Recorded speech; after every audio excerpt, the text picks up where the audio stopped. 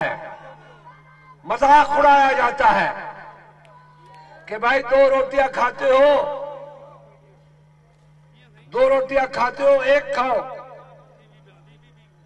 6 दाने चीनी के कम डालो। ये नहीं कहेंगे कि हम आपको आटा भी देंगे, रोटी भी देंगे, मकान भी देंगे, कपड़े भी देंगे, ये नहीं कहेंगे।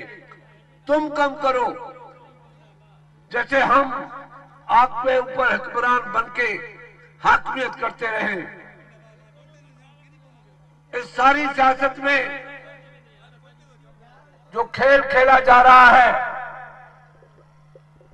कि गरीब को गरीब फिर बनाओ, 70 साल पीछे लेके जाना चाहते हैं हमें।